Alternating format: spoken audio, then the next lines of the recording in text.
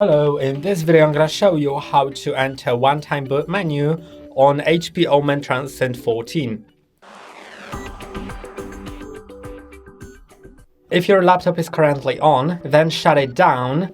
Once it's shut down, which means that the light on the power key isn't lighting up, wait for additional 15 seconds.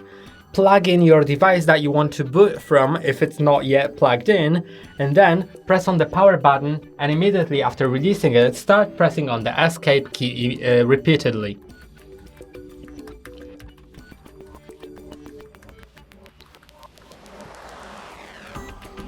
If you go into that, then it's all great. You can just select boot menu and select the device you want to boot from.